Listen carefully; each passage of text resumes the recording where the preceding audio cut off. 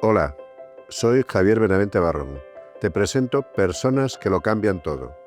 La vida más íntima de personas que inspiran con su poder y su bondad para cambiar el mundo. Gracias Vivo Fácil por patrocinar este podcast, por facilitar la vida a millones de personas, por hacer que disfruten de la vida y por cuidar de los suyos y de sus cosas, sus casas, sus vehículos, sus mascotas. Desde 1999, esos más de 25 años de trabajo de Vivo Fácil dan tranquilidad. Pues bienvenidos a este nuevo capítulo, este nuevo video podcast de Personas que lo cambian todo. Y hoy tengo a una persona muy especial. Para mí es una persona muy especial, es Eduardo Vizcaíno de SAS, que es una persona, emprendedor, empresario, que tiene un apellido además ilustre en este país, en el mundo del derecho, pero que desde pequeño decidió no llevar ese apellido profesionalmente y ser libre, ser él mismo, independiente y seguir su propio camino. Eres Eduardo Vizcaíno y, bueno, bienvenido Eduardo a este video podcast. Muchas gracias, don Javier. Pero mi apellido, por un lado es de derecho, pero por otro lado es también empresarial, porque yo saqué los genes de mi abuelo, que mi abuelo era un genio de los negocios, porque en Valencia montó un negocio de una fábrica y tiendas de paraguas, que es un lugar donde casi nunca llueve. Ahora cuando llueve, como hemos visto este año pasado con la Dana, pues llueve torrencialmente. Con lo cual tengo por un lado la parte empresarial de mi abuelo y por otro lado la parte de derecho, yo estudié derecho, de mi padre. Eduardo, pues cuéntanos un poco de ti. ¿Quién es Eduardo Vizcaíno? Cuéntanos un poquito más, a nivel personal, a nivel familiar, a nivel profesional, un poco de ti. Pues mira, para empezar, soy un poco, lo venía pensando, digo, seguro que me preguntan qué soy yo, tal, digo, pues yo soy una persona que soy un mundo de contradicciones, porque soy el mejor de los amigos y el peor de los enemigos. Soy un inconsciente, pero a la vez soy muy cerebral. Soy a veces muy frío, pero soy también muy apasionado y muy cariñoso. Es decir, soy se puede decir que soy radicalmente extremista. O yo de repente digo, voy a tirar un año sin fumar, y me tiro un año sin fumar. Me voy a tirar un año sin jugar al golf, y me tiro un año sin jugar al golf. Me voy a pasar un año sin probar una gota de alcohol. Y sin embargo luego cuando vuelvo me paso todo el día jugando al golf o me fumo 5 puros diarios. Es decir, creo que seguramente en la moderación estará el éxito, pero a mí me ha ido bien así y así me mantengo. Bueno, es una persona peculiar, es una persona que te mueves en el mundo empresarial. Has escrito un montón de libros, luego nos contarás de esos libros. También eres patrono en dos fundaciones en las cuales participamos juntos, la Fundación Vivo Fácil y la Fundación para la Diversidad. Tenemos el lujo de tener. En la Fundación para la Diversidad me metieron porque tenía que haber uno diferente. Así es la Fundación para la Diversidad, para que haya gente distinta y que representemos a toda la sociedad, para poder ser reflejo de lo que ocurre en la calle. La realidad. Y bueno, ¿cómo empezaste? Cuéntanos un poco, ¿cómo empezaste tu vida? Bueno, pues mira, yo estudié en el Colegio Santa María del Valle, en Madrid, bueno, en el Colegio Estilo primero, luego en el Santa María del Valle, luego hice una parte de la carrera en el CEU, luego otra en la UNED, me metí ya desde los 18 años, monté un negocio de ostras porque yo siempre había querido estar metido en el negocio, entonces en Navidades vendíamos ostras llamábamos por teléfono a todos los amigos de la familia para venderles ostras que nos traían de Vigo, las recogíamos el día 23 y el día 24 en la estación de Chamartín y las repartíamos a todos los que habíamos vendido esas ostras. Las comprábamos a 25 pesetas la pieza y las vendíamos a 50, con lo cual el negocio era redondo, por 2.500 pesetas la caja de 50 ostras, que eran recién llegadas además de Galicia, que llegaban en tren. Luego también monté un negocio de vídeo, con 20 años, 21 años, monté un negocio de vídeo y monté una distribuidora de vídeo, era el momento en el que empezaban los videoclubs. Estuve gestionando un videoclub y entonces, bueno, pues empecé ahí, luego me fui a la mili, evidentemente había que cumplir con el servicio militar, y luego a la vuelta al servicio militar empecé a trabajar en una empresa de comunicación, luego me metí en una empresa de transporte que es Esteban Rivas, que todo el mundo la conoce porque aquí en Madrid es muy entre otras cosas llevo al Real Madrid, al Atlético de Madrid, a todos los equipos de fútbol, a la selección española. Luego de ahí ya entré en el mundo de los recursos humanos, entré en una empresa de trabajo temporal que se llamaba ADIA, luego se fusionó con ECO en lo que hoy en día es ADECO, que tú bien conoces, y entonces pasé a ser director regional de ventas, pero de grandes cuentas, perdón, y luego la que era la directora general de ADIA se marchó y trajo un proyecto que era Select Recursos Humanos, que hoy en día está integrado en Randstad, y ahí tuve la suerte de que me eligieran para ser el director comercial nacional, y desde buscar oficinas por toda España hasta empezar con clientes, etcétera, pues llevé toda la planificación de la política comercial. Fue una experiencia muy, muy bonita y muy gratificante por muchos motivos. Primero porque ves lo que es empezar de cero, y luego por otro lado porque cuando me marché de esa compañía había dejado detrás una obra que ahí quedó, ¿no? Luego ahí me ficharon para ser el director general de una multinacional inglesa de cuestionarios de personalidad y de herramientas de evaluación de personalidad laboral. Y ya llegó un momento en el que decidí que me tenía que independizar porque yo estaba aburrido de hacer ricos a los demás y yo quería no ser rico, pero sí tener sobre todo la libertad de ser dueño de mi destino, ¿no? Y entonces monté una empresa, me asocié primero con una empresa de selección de comerciales, donde sigo muy unido ahora, que es Sales Hunters, y luego pues monté el periódico digital, RRH Digital, que tiene una anécdota muy curiosa, porque el periódico es consecuencia de que me debían un dinero y me pagaron con un periódico digital que acababa de nacer, que era un periódico político, se llamaba La Nación Digital. Y yo, como he odiado siempre la política porque me parece que es una profesión que a mí no me gusta, no sirvo para ella, porque yo soy muy visceral y cuando alguien me hace algo la agarro por la pechera, ¿no? Pero en la política tienes que tener un estómago, y entonces a mí no me gustaba, pero cuando me dijeron, oye, no te puedo pagar la deuda que tengo contigo, pero te puedo dar un periódico digital, entonces inmediatamente me viene una lucecita y dije RRH Digital, un periódico dedicado a los recursos humanos, y entonces le dije, adelante, venga, te liquidamos deuda y me das el periódico. Con una base de datos de 700 profesionales de recursos humanos que tenía yo, fue el primer boletín que lanzamos, un 1 de marzo del 2006, es decir, el año que viene cumplimos 20 años.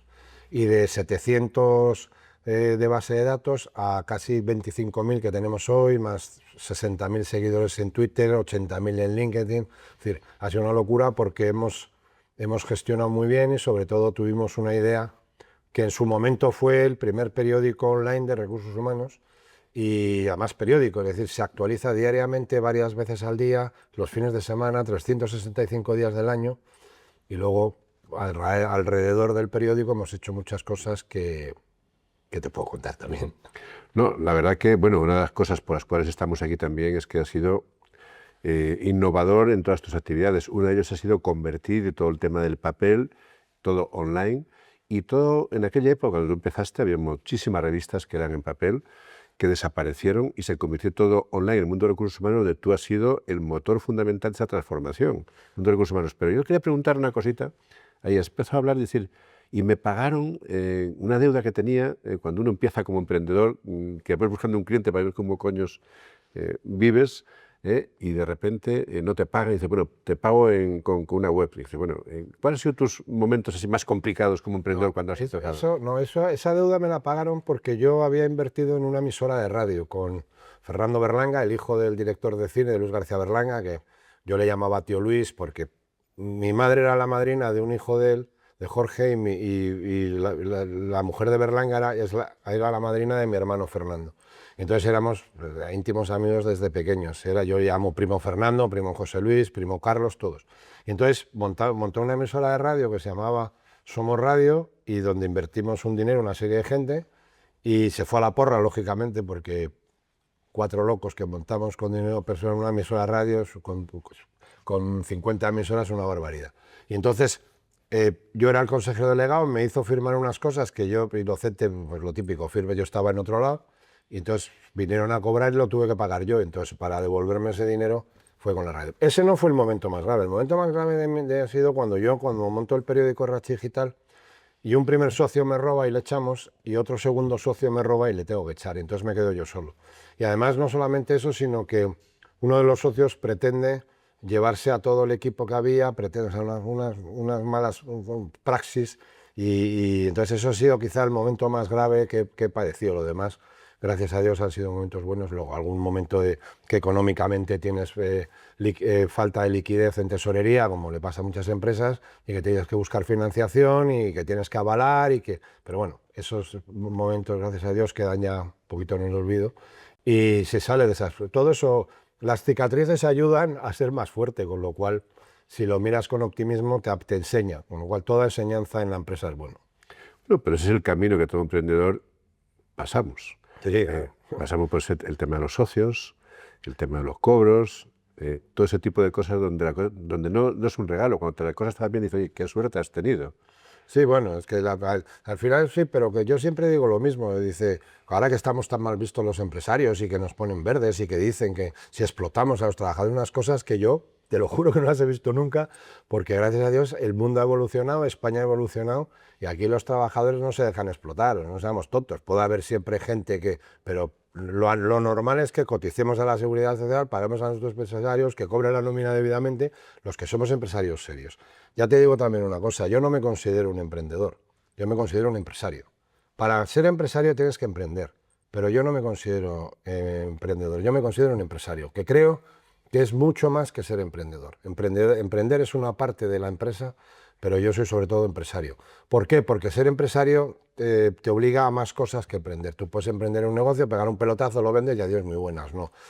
Ser empresario es un tema de futuro, es un tema de continuidad, es un tema de respeto, es un tema de seriedad, es un tema de lealtad. Hay muchas cosas implícitas, aparte de generar riqueza, de ganar dinero y de, sobre todo, ayudar a la sociedad a devolver lo que la sociedad nos da a nosotros, ¿no? Qué importante lo que estás diciendo, y si estás aquí es precisamente porque es una persona que me está causando impacto en la sociedad, en la transformación.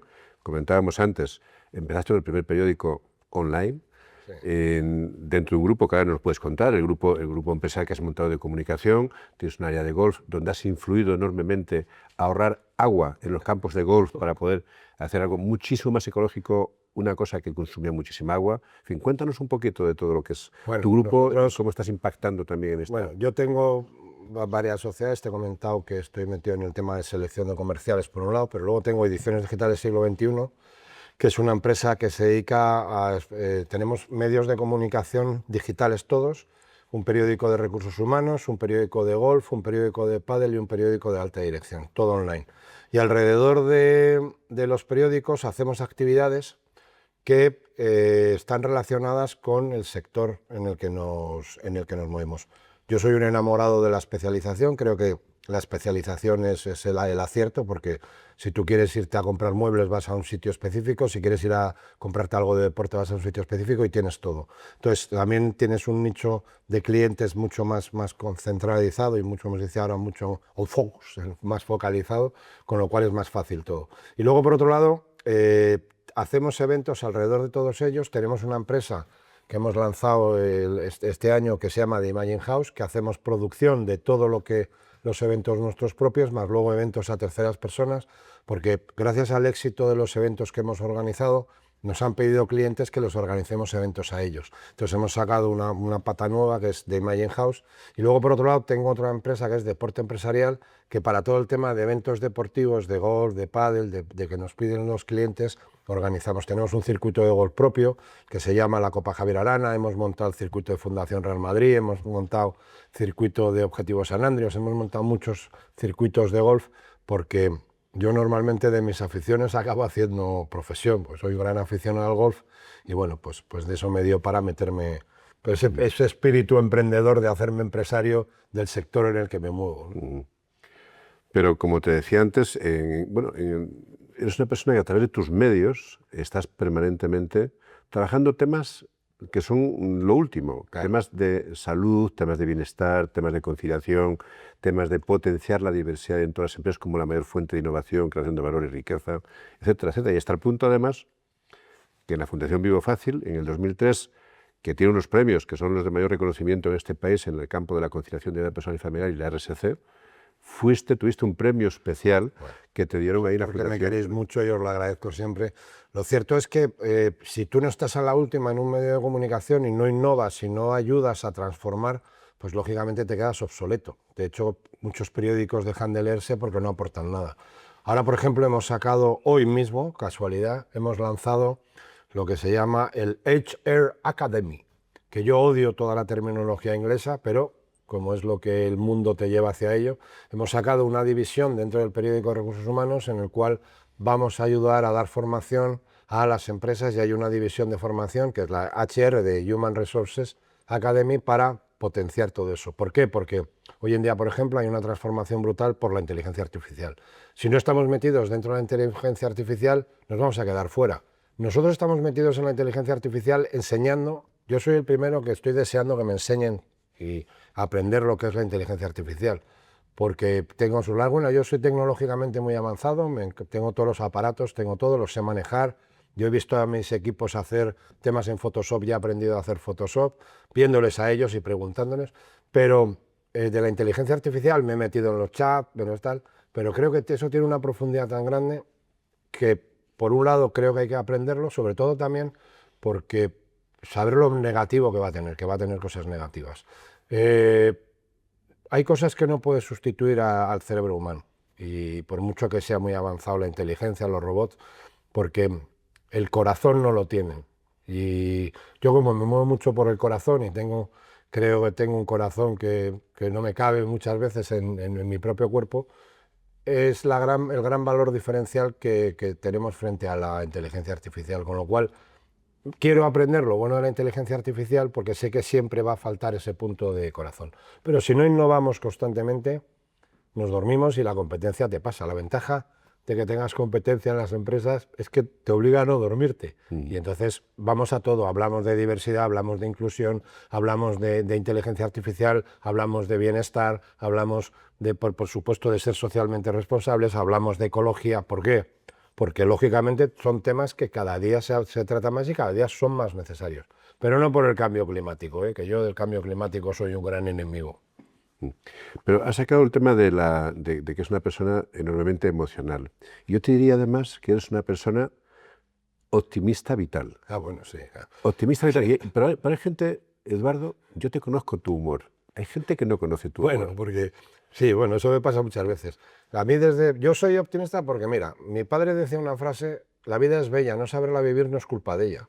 Y yo desde siempre he sido un hombre afortunado. Yo no puedo darle más que gracias a Dios de la vida que he llevado. He sido un hombre afortunado desde que nací, donde nací, en el círculo en el que me he criado, la gente. Yo he estado rodeado de talento. En mi casa estaba Mingote, en mi casa estaba Berlanga, en mi casa estaba Camilo José Cela, en mi casa vino Miguel Delibes, en mi casa vino toda la crema de la intelectualidad, que se dice en la canción del chotis madrileño, porque mi padre tenía ese círculo de amistad. Yo he conocido a gente desde pequeño, he estado con Jesús Hermida, he estado te puedo decir, con un montón de gente. A muchos de ellos, yo a Mingote le llamaba tío Antonio. He sido un tío muy afortunado, he tenido unas posibilidades que otras personas no han tenido, pero creo que las he aprovechado, creo que le he devuelto a la sociedad aquello que ella me ha dado a mí, y por ello yo no tengo por qué estar amargado. Tengo mis momentos de tristeza. A lo mejor hoy mismo, puedo tener un día que no es muy bueno, pero no me lo vas a notar nunca. A lo mejor hoy estoy muy triste, que lo estoy, por circunstancias, hoy estoy triste, pero no me lo vas a notar nunca. ¿Por qué? Por la sencilla razón de que la vida es bella. No saberla vivir no es culpa de ella. Y luego, además, hay una frase de una poesía dentro del libro de la vida, Sueño, de Calderón de la Barca, que decía: cuentan de un sabio que un día tan mísero y triste estaba, que solo se sustentaba de unas hierbas que cogía. Habrá otro, para sí decía, más triste y mísero que yo. Y la respuesta yo, cuando al dar media vuelta vio que otro sabio iba cogiendo las sobras que él arrojó. Y es verdad, siempre hay alguien que está peor que tú. Qué bonito, Eduardo. No, oye, Calderón de la Barca, no yo. Qué bonito. Cuéntame el aprendizaje más importante que has heredado de tu padre. Bueno, era una persona, primero, súper liberal, era una persona pues, de muy gran sentido del humor, era una persona muy cariñosa, era una persona que tuvo que luchar mucho para salir adelante porque se enfrentó con su padre, porque era hijo único y no quiso heredar el negocio familiar y se vino a Madrid con una mano delante y otra detrás. Y luego, por otro lado, era un hombre Pues eso, quizá el optimismo de los vizcaínos, era muy buena persona, a mí jamás me dio un bofetón, siempre me hacía una cosa que era peor. Nos sentaba mi hermano y a mí y nos daba unas charlas que salías de la reunión, de la bronca que te había echado, como si te hubiera dado una paliza de verdad. Mi madre me daba bofetones, a los 2 segundos me los pasaba. Sin embargo, mi padre te daba en donde te dolía. Y era un gran trabajador. Una de las cosas que me enseñó mi padre es a trabajar. En la vida no haces nada si no trabajas. El trabajo constante es lo que te ayuda a poder salir adelante. Y luego, pues era un hombre que triunfó en todo. Fue un gran, magnífico laboralista, ganó premios de teatro cuando escribió teatro, vendió libros como nadie, era un gran periodista, tuvo éxitos periodísticos. O sea, la vida le sonrió también a él, pero él se lo trabajó bastante más que yo. Tenía mucho más mérito que yo. Y cuando un hijo hereda todo eso de su padre, ¿cómo intenta superar al padre? Es imposible, no. O sea, yo nunca he querido competir con mi padre, pues es absurdo. Es como si me dices que el hijo de Maradona o el hijo de Messi o el hijo de Cristiano Ronaldo quiere competir con su padre. No, eso ha pasado alguna vez, que en el caso de Manolo Sanchís, que ha mejorado a su padre, pero yo es que nunca me he planteado, yo estoy muy orgulloso de mi padre, nunca he querido ser mi padre, he querido ser Eduardo Vizcaíno. De hecho, cuando mi padre se murió, ni mi hermano, ni yo, ni mi hermana nos planteamos unir los apellidos. Son 2 apellidos diferentes, Vizcaíno Casas y Vizcaíno de Sas. Yo soy Eduardo Vizcaíno de Sas. Nunca he querido ser mi padre. Ahora, tengo muchas cosas de mi padre, le admiro profundamente. Una de las ventajas que tengo heredadas de mi padre, yo escribo muy bien. Yo te cojo ahora mismo y te escribo en 10 minutos un artículo y te resumo esta entrevista. Te escribo unos poemas muy bonitos porque me salen y tengo facilidad para escribir. Así como no tengo ni idea de música, porque yo soy un negado vamos, que yo me pongo a cantar no es que llueva, es que ha venido la dana, ¿no?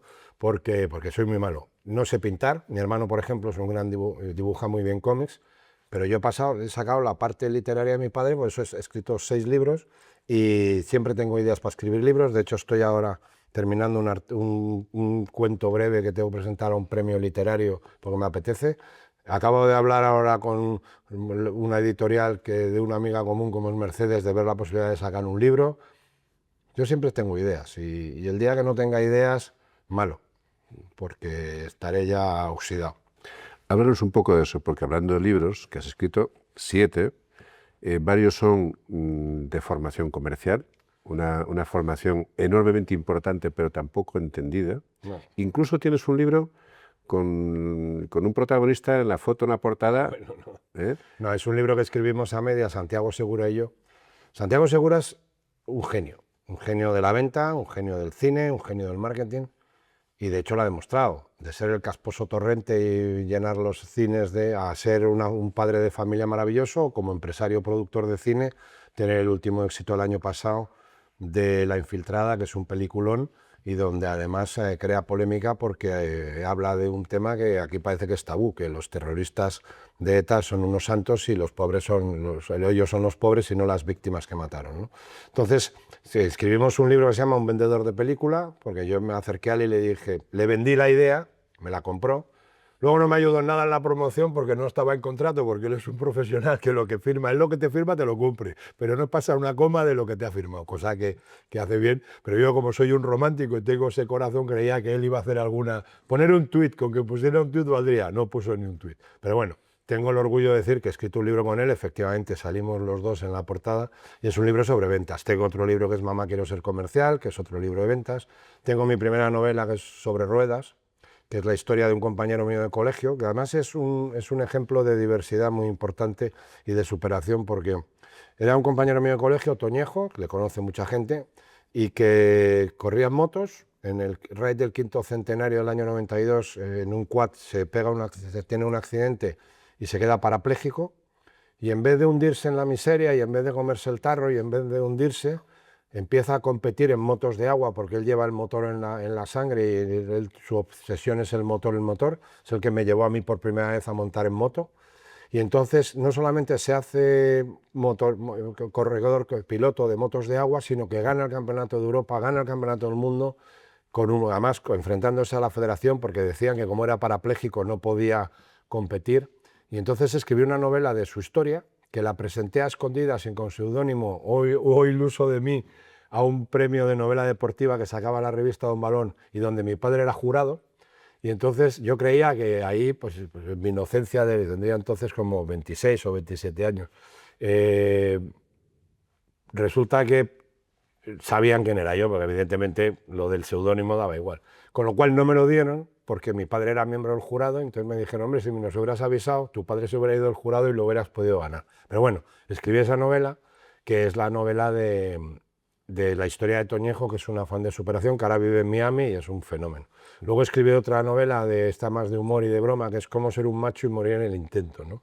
Que es una ironía y un sarcasmo sobre uno que va de macho por la vida y que es muy macho y que es muy macho, y que hoy en día ese libro queda muy bien para ridiculizar. En el fondo lo que hacía ese libro era ridiculizar a los excesivamente machistas, ¿no?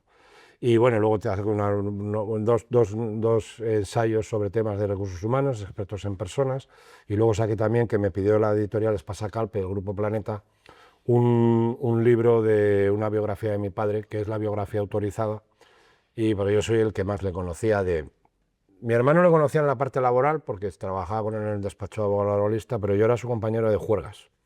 Mi padre tenía 3 hijos, una hija mayor, mi hermana en paz descanse, Carmen, que era su hija bonita, su niña mimada. Luego mi hermano, compañero de trabajo, y yo compañero de viajes, de diversión, de conferencias, de firmas de libros, porque yo era su más feroz crítico, pero me hacía mucho caso en lo que le decía, le di alguna idea de libros. Es decir, al final, esa es la parte literaria que yo saqué. Bueno, has sacado muchas cosas aquí de lo que has contado de tus libros, ¿eh? Has sacado el tema del humor. ¿Cómo de importante es el humor hoy en las relaciones personales, profesionales, en la empresa, Para en mí el el mundo humor, comercial? para mí el humor... Yo tengo una charla que doy cuando cierro congresos de ventas, que es: con humor se vende mejor, pero lo puedes aplicar en la vida. Con humor se vive mejor. Hay gente muy seria. De hecho, en mi entorno hay gente muy seria, que hay veces que me dice, es que a mí esas cosas que tú dices no me gustan.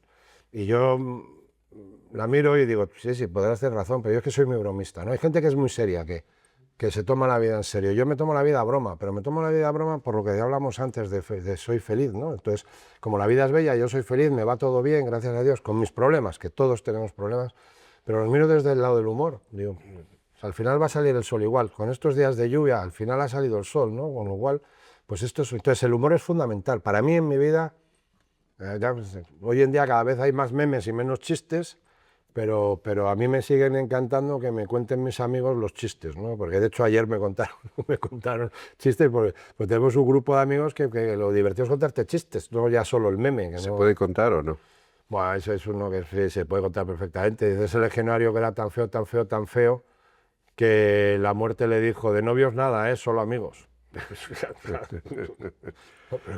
A mí me gusta además el humor inteligente, porque creo que hay...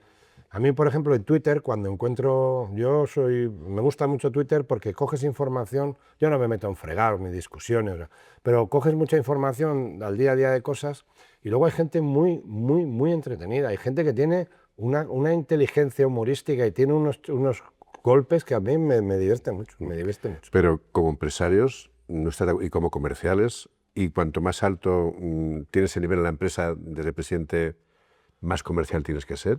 Bueno, la sonrisa, la gracia, qué fundamental es para poder hacer negocios también. Bueno, también, por supuesto. Vamos a ver, yo parto de la base de que siempre creo que la empresa vende todo el mundo. Desde la persona que te recibe cuando llamas a la puerta de la empresa, la que contesta al teléfono, como en mi empresa todo el mundo tiene comisiones de venta, porque aquí puede vender cualquiera. Además, creo que es bueno que todo el mundo se involucre en el modelo de negocio. Ya sabes que en IKEA, una vez al año, durante una semana creo que es, toda la cúpula de las oficinas centrales bajan a trabajar a tienda en distintas cosas para que sepan lo que se sufre en las tiendas, ¿no? Pues en la empresa tiene que vender todo el mundo. Y luego, siempre que aplicas el humor, la gente hay veces que lo entiende mejor. Tú no es lo mismo que digas una cosa de manera muy seria que la digas con humor. La ironía es un arma destructiva maravillosa, porque puedes decir mucho con pocas palabras y además de una manera que puedes hundir al adversario. Y de hecho, si hubiera más humor en la política española en la actualidad, como había antiguamente, pues sería mejor. Hay una anécdota de la Segunda República, que había un diputado que estaba defendiendo la ley del divorcio. Y entonces decía que estaba en contra de la ley del divorcio, Y entonces estaba diciendo, entonces, ¿qué hacemos si viene el divorcio? ¿Qué haremos con nuestros hijos? Y le saltó, entonces se podía interrumpir directamente. Y le dijo otro diputado, dice, por lo pronto al de su señoría le hemos hecho subsecretario. Es decir, que al final el humor y la ironía siempre es un arma arrojadiza, ¿no? Eduardo, y has tocado otros temas dentro de tus libros también, y además que lo llevas en la sangre, puesto que estás de patrono en la Fundación para la Diversidad. A lo largo de tu trayectoria como empresario, ¿qué importancia ha tenido el tema de diversidad de equipos dentro de tus empresas? ¿Sabías que 3 de cada 4 trabajadores de los servicios centrales de Vivo Fácil son personas con discapacidad? Pues sí, ellas son precisamente los motores del cambio. ¿Qué importancia ha tenido el tema de diversidad de equipos dentro de tus empresas? Pues también toda, vamos a ver. Yo siempre he dicho que yo quiero rodearme de equipos que sean mejores que yo. Porque si yo soy el mejor, de ahí para abajo va a ser todo malo. Yo tengo que tener gente que sea buena en lo suyo e intentar ser los mejores. Porque yo no sé de todo. Si yo tengo un magnífico diseñador, yo voy a hacer buenos diseños, porque yo no soy diseñador. Si yo tengo un magnífico contable, me va a saber llevar bien mi contabilidad y me va a saber llevar mis cuentas. Si yo tengo un magnífico vendedor, bueno, ahí puedo empatarle, pero gracias a Dios me he rodeado siempre de buenos vendedores. Pero la diversidad es importante, igual que es lo mismo, yo he trabajado para mujeres que han sido jefas mías, y nunca las he visto como mujeres, las he visto como mis jefas. Las he visto como que las que tomaban decisiones buenas o tomaban decisiones malas. Luego, aparte, yo nunca he tenido problema de contratar a mujeres por el hecho de ser mujeres. ¿Es buena profesional? ¿Es mala profesional? No, yo miro el currículum, no miro si el currículum es masculino, femenino o neutro, me da igual. El tema está en que la diversidad tampoco he mirado. Yo he tenido gente que ha trabajado para nosotros que venían de otros países, al contrario, muchas veces ponen más ganas porque quieren demostrar y quieren salir adelante en países que son... Yo tengo una señora trabajando en mi casa desde hace 25 años que vive conmigo, que es la que manda en mi casa de verdad, Mari, y es una señora que vino y la legalicé en cuanto pude, que fue inmediatamente, y para mí es una persona más de la familia, ya ha venido toda su familia por otro lado, y a mí me parece que es una señora que como ella quiere muchas para España, porque son trabajadores, ganan la vida honradamente, y la diversidad bien planteada, bien hecha y sin politiqueo por medio, si es que la política al final destroza todo, es que ese es el problema. Los seres humanos, sin política funcionamos mejor, porque utilizando el raciocinio y el sentido común se va a cualquier lado. El problema es que el sentido común, como bien se dice, es el menos común de todos los sentidos, ¿no? Pero bueno, así es lo que hay. Y luego otra de tus influencias fundamentales ha sido, dentro del mundo de la empresa, en influir en crear un foro de recursos humanos, la Asociación de Directores de Recursos Humanos, para intentar hacer crecer la función, desarrollarla y que, bueno, en estos tiempos de cambio, de certidumbre, bueno, pues haya un foro de verdad de crecimiento, desarrollo. Cuéntanos un poquito qué has hecho por ahí. Eso sí, tuve el acierto también. En la vida a veces uno hace cosas bien, Javier. La Asociación Española de Directores de Recursos Humanos se me ocurrió porque yo veía que había muchas asociaciones, porque España, sabes que es el país del mundo con más asociaciones, enseguida hacemos asociaciones para todo, pero no había ninguna de directores de recursos humanos, había del sector de recursos humanos donde podías estar tú, donde podía estar yo, donde podía estar el camarero debajo de las oficinas de la asociación, pero no había una específica de directores de recursos humanos. Yo quería hacer un club privado de directores de recursos humanos, que es lo que hemos conseguido, porque en la Asociación Española de Directores de Recursos Humanos solo hay directores de recursos humanos. De hecho, cuando dejan de ser directores de recursos humanos porque pasan a financiero, porque pasan a presidentes de la empresa donde están, porque dejan el sector y se van a ejercer de abogados o de psicólogos, dejan inmediatamente de estar en la asociación. Y la asociación cumple su función, ya somos más de 1000 y pico asociados. El único que no es director de recursos humanos soy yo, pero soy el que la fundé, soy el que está siempre ayudando en todo lo que puedo y gracias a que yo no era de recursos humanos pudo salir en sus inicios adelante, ahora ya para mí es como un hijo más que ha crecido solo, es como mis empresas y mis negocios, es otro hijo más que lo llevo con orgullo porque le he visto crecer, le veo crecer sano, le veo que va creciendo con buena salud, que va aprobando las asignaturas, que va ejerciendo la vida. Llegará algún momento que se casará, tendrá hijos, como ha pasado con mis hijas, y la verdad es que para mí es un orgullo y sobre todo que en España es la única que reúne única y exclusivamente a directores de recursos humanos y a la función le ha ayudado mucho, le ha ayudado y le sigue ayudando. Bueno, yo creo que está muy justificado tu participación en este video podcast. O sea, empresario e influencia, pero es que lo cambian todo, influencia en el entorno, toda. Bueno, ahora tenemos, nosotros, otra idea que tuve en su día fue crear los más influyentes de los recursos humanos, que es bienal, es decir, para aquellos que nos escuchen este podcast que sean de la LOCSE, cada 2 años. No bianual, que es 2 veces al año, sino bienal, que es cada 2 años. Entonces, ahora ha tocado este año y bueno, pues la verdad es que ahí te das cuenta de quiénes influyen de verdad. Que nosotros seamos un medio influyente, sí, somos, yo siempre digo, a mí no me gusta eso de soy el líder en, no, a mí me gusta ser el referente. Yo soy, si alguien quiere en España saber de recursos humanos y tener noticias y comunicar en recursos humanos, el periódico de comunicación referente es RH Digital, ¿no? Pero lo cierto es que por eso somos influentes, porque también somos nuestra influencia en el mundo del pádel, también tenemos nuestra influencia en el mundo del golf, pues porque esa es otra de las ventajas también de la especialización que te contaba antes. Y ahora, Eduardo, con tu experiencia, con todo este bagaje que tienes, estamos en nuevos tiempos, la IA, crear impacto, desarrollar la empresa, crear empleo, impactar en la sociedad, para intentar que este mundo sea un poquito mejor. Desde tu punto de vista, con tu experiencia, ¿cuál es el perfil del líder actual que necesitan las empresas? Bueno, es que es que yo creo que hay demasiadas cosas que son manidas y que son leyendas urbanas, ¿eh? Cada empresa necesita el líder dependiendo de su empresa. No es lo mismo ser el líder de una empresa dedicada a un sector servicios que una empresa dedicada a un sector producto. No es lo mismo el líder de una empresa donde son todo gente joven. Yo no podría liderar a la empresa de mi hijo con sus empleados que son todos jóvenes. ¿Por qué? Por la sencilla razón de que vivimos en mundos diferentes. Hoy en día el líder se tiene que adaptar, el líder es un camaleón. Te tienes que adaptar a tu sector, a tu entorno, a tu empresa.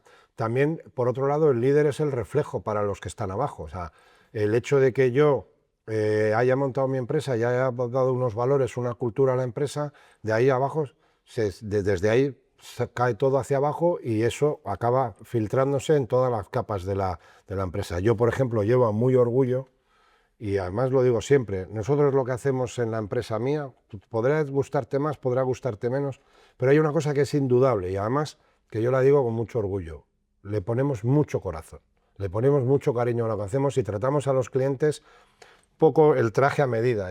No es un prêt-à-porter, ¿no? Yo soy el sastre que todavía sigue haciendo el traje a medida y me encanta. ¿Por qué? Porque eso se nota. Nosotros tenemos clientes desde los inicios de la empresa que después de casi 20 años siguen comprándonos. ¿Por qué?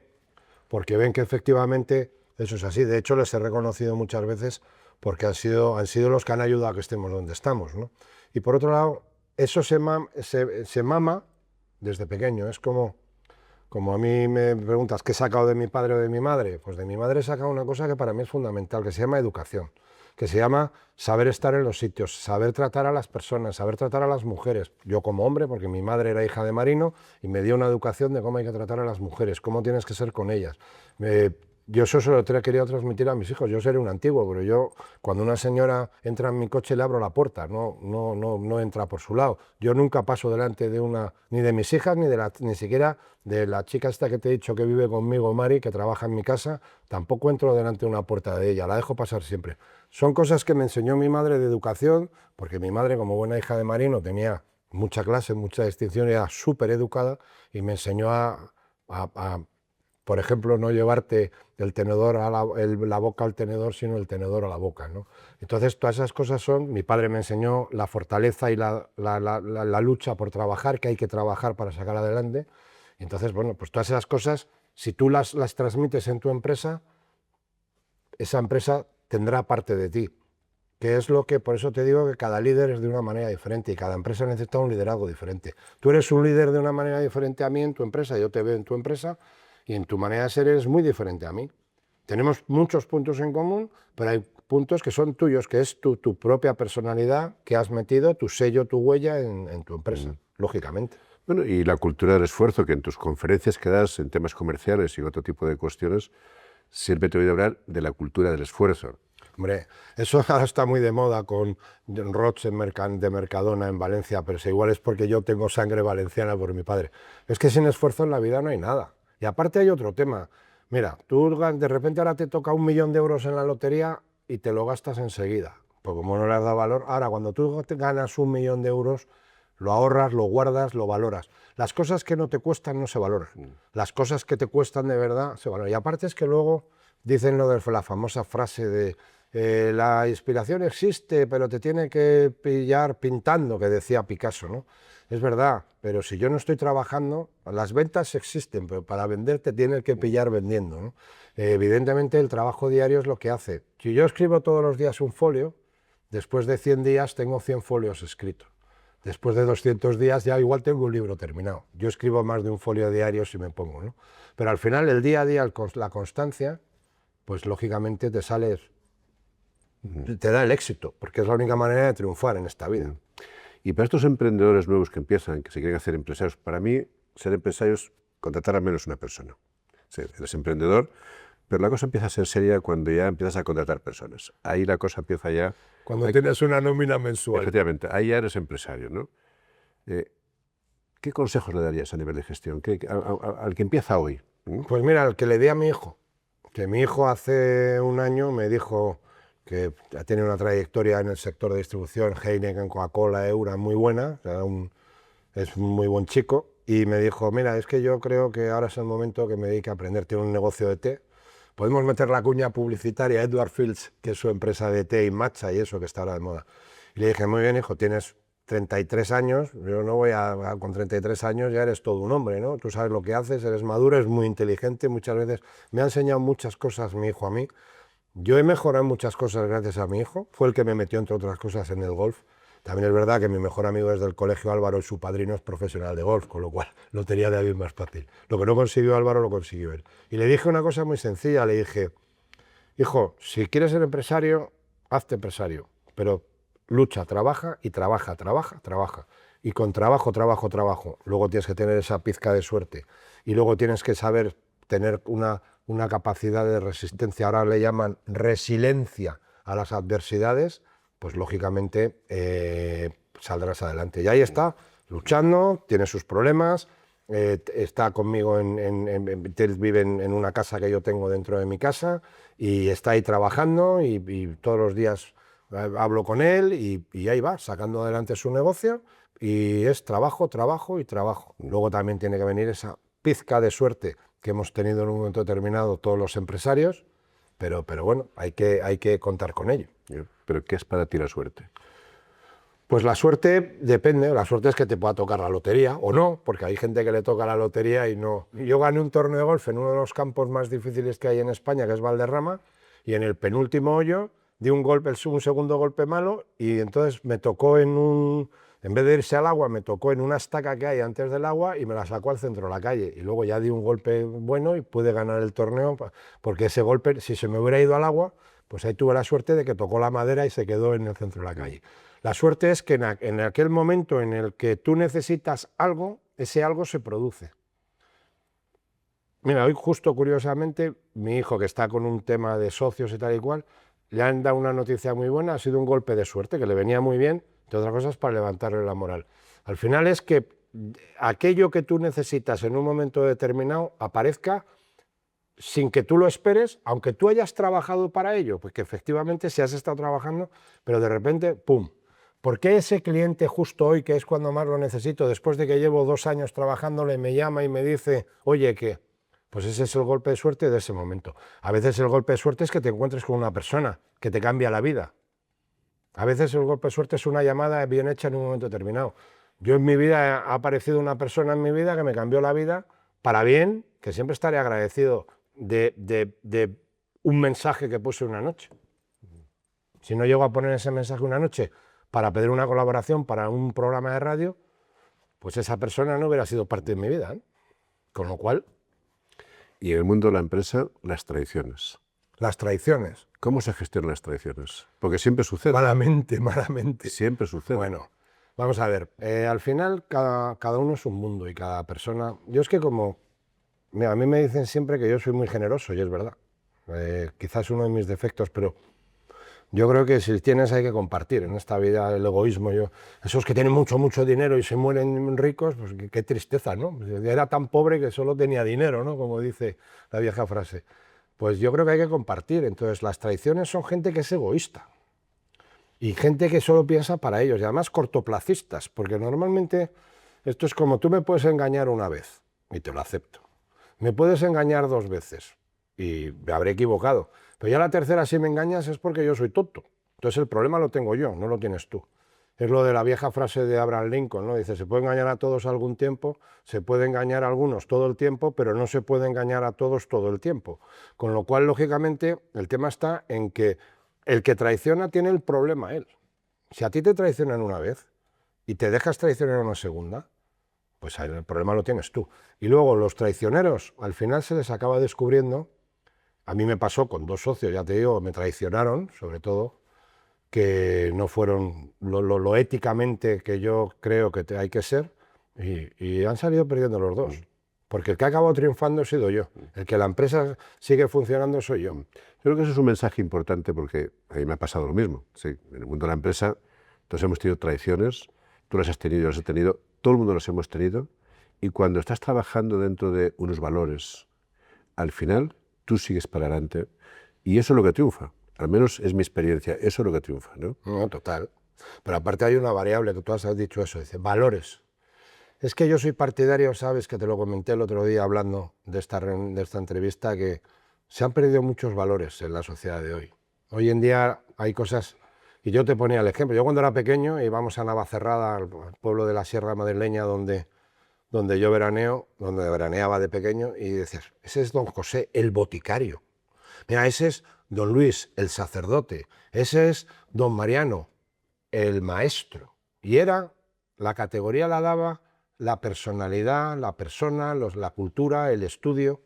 Hoy en día la gente solo mira el dinero, el estatus social, se han perdido valores como la amistad, como la familia.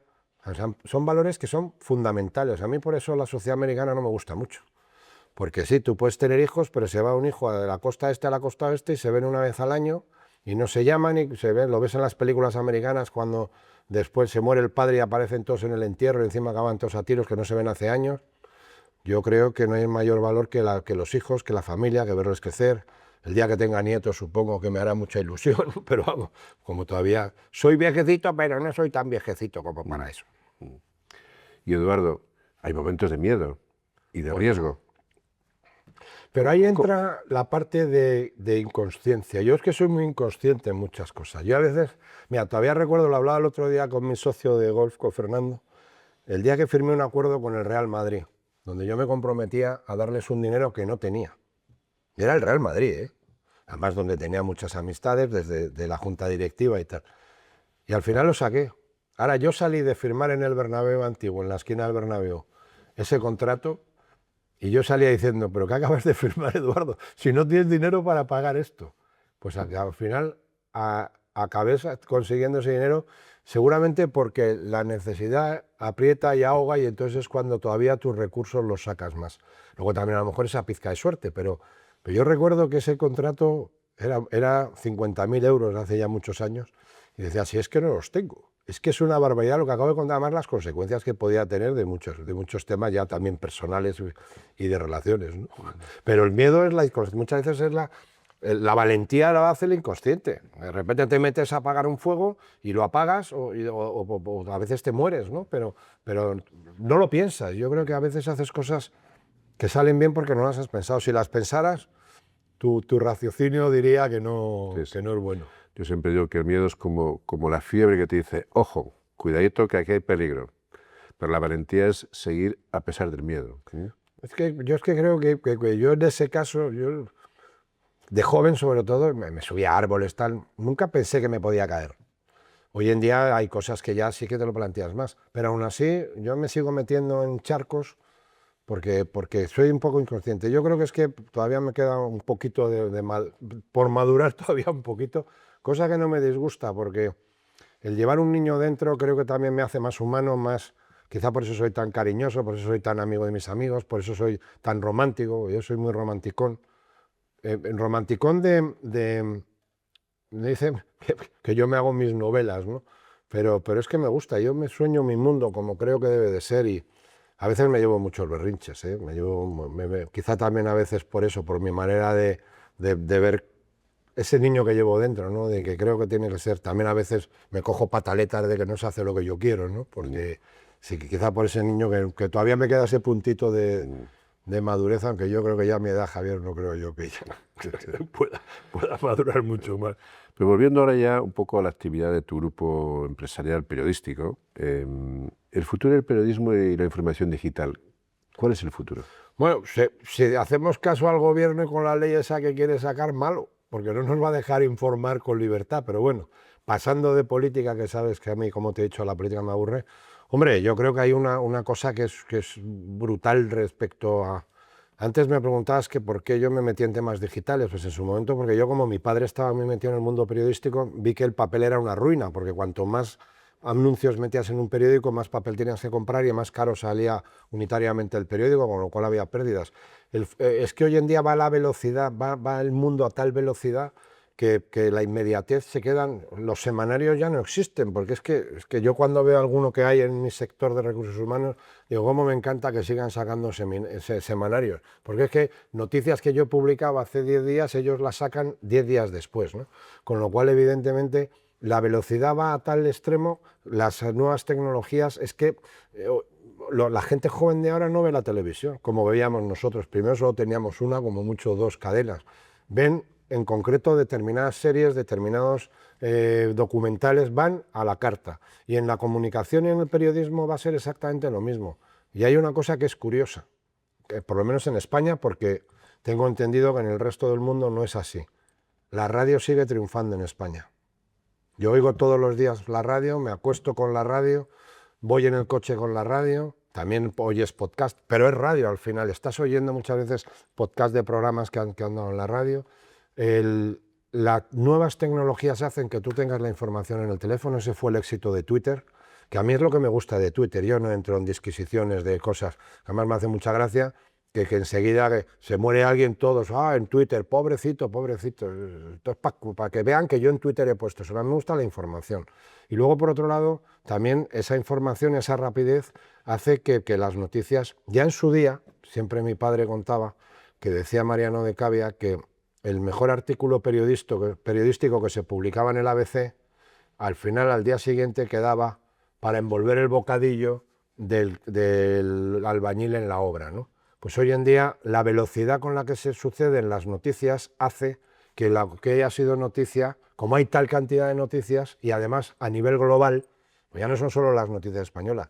¿Tú te acuerdas cuando éramos jovencitos y pequeñitos que había periódicos vespertinos? Volvemos para los de la LOX, es decir, que salían por la tarde y que era, por ejemplo, el diario Pueblo. Hoy en día es imposible, o sea, ya casi no hay ni periódicos que salen por la mañana, todos tienen su edición digital, porque el mundo va a las nuevas tecnologías, ya que seguramente acabaremos teniendo un chip en el cerebro que le digas, cuéntame las noticias de hoy, y te acabe dando las noticias directamente en el cerebro, en las gafas o en el reloj.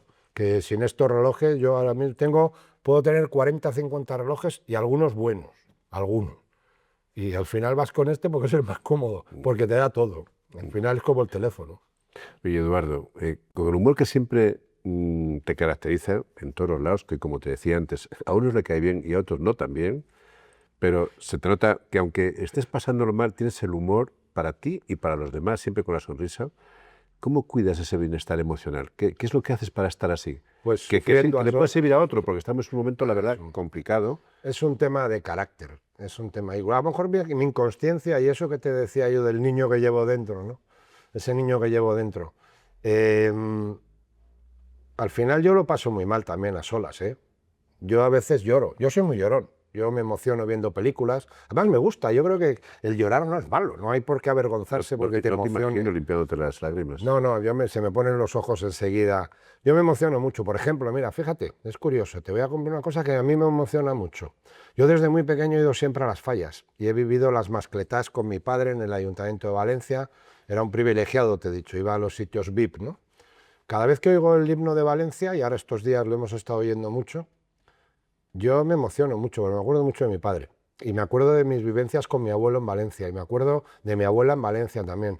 Y para mí Valencia es una parte de... Yo, como soy madrileño, no, los de Madrid no hemos nacido en ningún lado, ¿no? Parece. Yo hijo de gallego y de valenciano.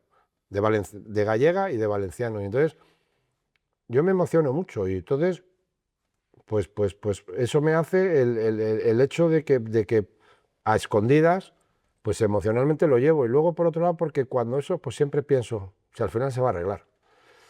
Los problemas, el problema de dinero, digo, los problemas de dinero no son problemas. Un problema es que te salga un cáncer en el cerebro, un problema es que te salga que te dé un infarto y te mueras. Pero un problema de dinero no es dinero, al final todo es negociable.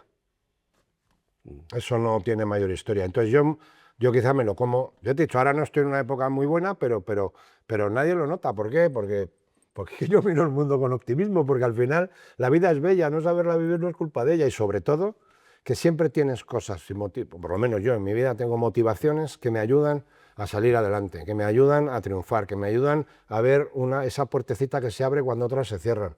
Y si no, por eso te decía antes que yo voy a trabajar hasta... Me dice, ¿cuánto vas a jubilar? Digo, ¿yo para qué? Si yo vivo muy bien, yo me gusta trabajar, estoy muy contento con lo que hago. Mi padre se murió con un cáncer, el pobre, y hasta que no terminó su último libro no se murió. Cuando acabó su último libro se murió. Pues yo espero, todavía que me queden muchas líneas por escribir, pero sí que es cierto que cuando termine mi último libro espero morirme. Luego hay otra cosa que decíamos de la posteridad, ¿no? Dice, ¿tú qué quieres dejar el día de mañana para los demás? Yo hace mucho tiempo, ¿por qué escribí yo libros? No por ser solo hijo de mi padre, sino porque yo un día leí una frase que decía, de un escritor gallego que se llama Alfredo Conde. Dice, ser escritor es robarle vida a la muerte. Y es verdad, yo hoy he cogido un libro en mi casa para venir aquí, para repasar un tema, y ese autor estaba viviendo conmigo. Cada vez que se habla de Cervantes, cada vez que se habla de mi padre está vivo. Entonces, ser escritor es robarle vida a la muerte. ¿Y qué es lo que te motiva? A mí me motivan muchas cosas. No hay una única cosa. Me motiva mi familia, me motiva el amor, me motiva el trabajo, me motiva el deporte, me motiva mi Real Madrid, soy muy apasionado. Es decir, a mí me motiva todo. Si es que la vida es motivación eterna y cuando te falta esa motivación, qué aburrido. Pero te sigo diciendo, yo es que soy muy afortunado. Yo le doy todos los días gracias a Dios porque he nacido donde he nacido, porque he tenido la suerte de tener lo que he tenido. Y sería engañarme a mí mismo si yo te dijera, yo de campeón. No, es que no. Quizá uno de los problemas que tengo es que muchas veces soy demasiado humilde para lo que podría ser. Pero es que es absurdo, porque vi a mi padre que era lo humilde que era y yo al lado suyo no he hecho nada. Bueno, yo creo que esa humildad es lo que te hace grande. Y yo puedo decir que, aparte de empresario admirado, yo he estado en tu casa, en fiestas que has hecho, y aquello ha estado a rebosar de amigos, grandes amigos, personas súper conocidas por todo el mundo que allí están en tu casa. Bueno, porque es que yo creo que, vamos, yo también he estado en fiestas tuyas, pero que al final, cuando tú del trabajo haces amistad con la gente, hay dos cosas importantes. Una, que lo haces muy bien en tu trabajo porque no se enfadan contigo, con lo cual haces amistad, y luego que la relación interpersonal, al final, cuando te hablaba antes de inteligencia artificial, nosotros somos personas. Entonces, cuando nos relacionamos entre personas, ahí es donde entra la variable diferencial. El afecto, el cariño, el corazón, el trato, si yo te puedo hacer un favor, te lo hago. Es decir, al final eso es lo que nos diferencia, por supuesto, de los animales, aunque hay animales mucho más fieles que las personas, y por supuesto de los robots y de la inteligencia artificial. Ellos nunca van a sentir eso, ellos no van a sentir, nunca un robot va a sentir una caricia.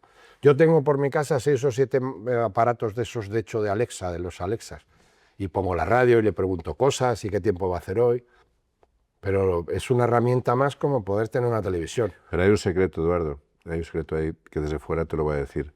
Tú estás siempre dando todo lo que tienes a toda la gente que tienes alrededor. Todo, absolutamente todo. Claro, pero es que compartir es vivir.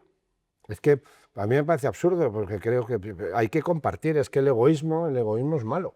Tampoco que abusen de ti, que tontos no somos, es decir, yo sabes a quién le das las cosas, Pero es que si yo te puedo hacer un favor, si te puedo presentar a una persona, yo presento a mucha gente con gente, y no hay cosa que más me encante que amigos míos se conozcan y que seamos al final amigos todos. Porque al final haces un círculo de gente, un círculo de relaciones y un círculo donde funcionamos todos fenomenal. Pero es que eso es la vida, es que la vida es que volvemos a la humanidad, a las personas, somos personas, no somos números, no somos objetos. Yo es que soy muy soñador, ya te lo he dicho. Y si soñaras un poquito y volvieras a ser aquel chaval de tus orígenes, ¿qué le dirías ahora? Que me equivoco en muchas cosas, que tendría que haber hecho otras cosas de manera diferente a como las he hecho, pero que no me arrepiento de nada de lo que he hecho. Bueno, de alguna cosa sí me arrepiento, no nos vamos a engañar. Eso de, no, es que no me arrepiento de nada en mi vida. Mentira. ¿Qué te arrepientes? Bueno, de haber tardado en hacer cosas que tendría que haber hecho antes, por ejemplo. O por ejemplo, de haber fallado a personas que igual no les tenía que haber fallado. O de volcarme demasiado con personas que igual no tenía que haberme volcado. O decepciones que te llevas en la vida. Pero luego a nivel, en la mayoría, pues la verdad es que yo no me puedo quejar mucho. Pero claro, le diría, al final vas alcanzando tus metas. Mira, yo le decía, siempre me preguntaba Berlanga cuando venía, mira, yo le llamaba tío Luis a Berlanga y me decía, ¿y tú de mayor qué quieres ser? Y yo sí, con 14 años ya le decía, dice, yo dueño de una multinacional. Que el tío se quedaba sorprendido, ¿no? Porque claro, no sé, porque policía, bombero, militar, porque también hubo una época en la que quería ser marino como mi abuelo por parte de madre que era marino. Y entonces el hecho de que yo quisiera tener una multinacional, pues ya tengo mi periódico, está en México, está en Latinoamérica, es decir, tengo una multinacional, con lo cual, cuando era pequeño, con 14 años, y quería montar una multinacional, yo en parte tengo una mini multinacional, pero la tengo. Es decir, al final ese objetivo, como otros muchos, yo quise escribir un libro, ya llevo 7 escritos, yo quise montar una empresa y he montado tengo varias sociedades, yo quise tener hijos y tengo 3 hijos que son maravillosos, un hijo y 2 hijas. Bueno, tienen sus cosas como todos los hijos, pero vamos, son para mí... Bueno, y todo ello contribuyendo a intentar transformar lo que hay a tu alrededor a mejor. Es que si tú a la sociedad tienes que devolverle lo que la sociedad te da, y la sociedad te da muchas cosas, pero sobre todo no tienes que estropearla. Porque el problema es estropear la sociedad, como hay mucha gente que la estropea.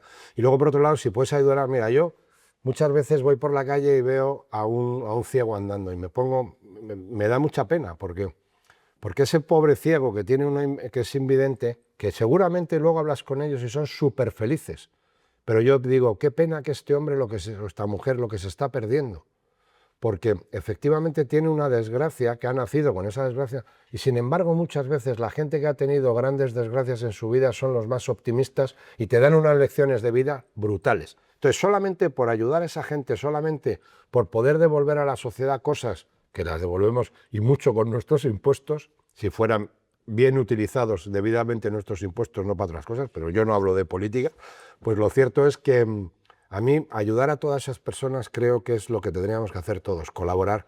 Una de las cosas que me enorgullece mucho de mi hijo, por ejemplo, es que está metido en muchas acciones de ayuda humanitaria. A los 3 días de lo de Valencia se fue a Valencia. Con un grupo de amigos fueron a llevarse. Son cosas que seguramente yo con su edad igual haría lo mismo. Yo también era muy, muy bravo y muy valiente cuando tenía su edad. Y ahora, Eduardo, ya vamos a ir terminando. ¿Tus objetivos vitales ahora mismo, cuáles son?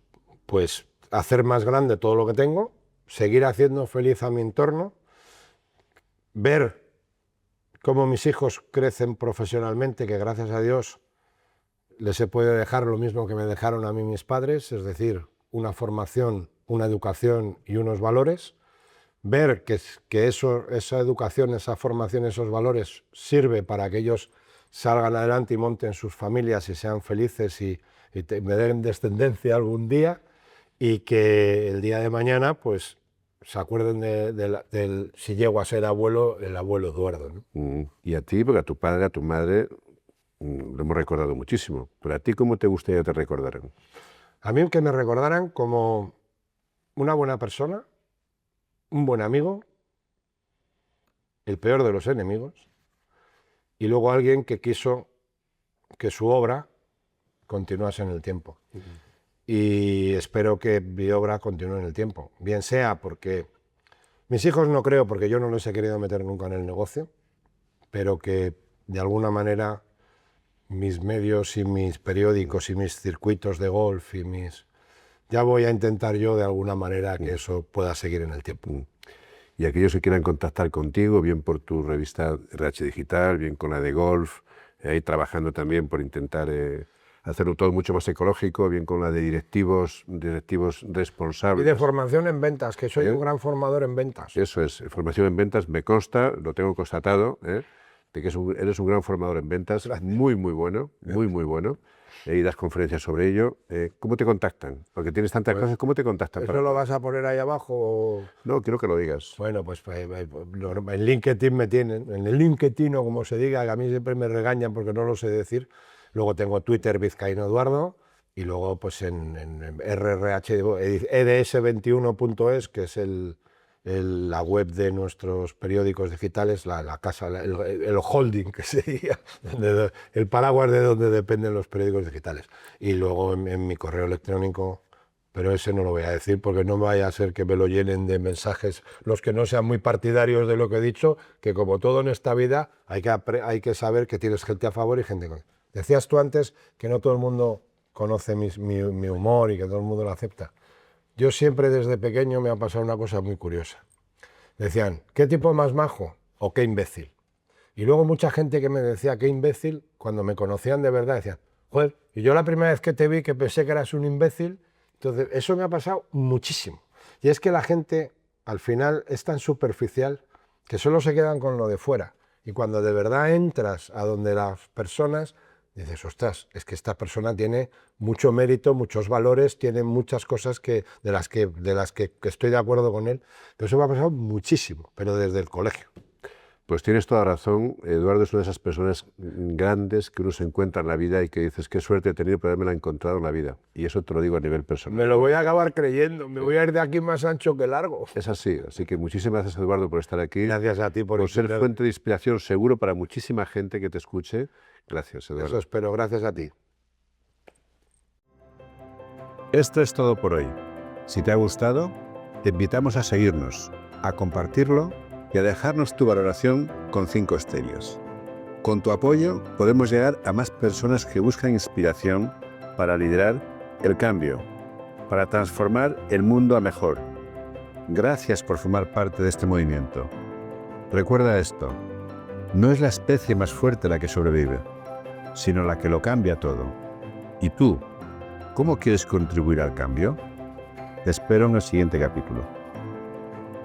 Entra en vivofacil.com y disfruta de la vida.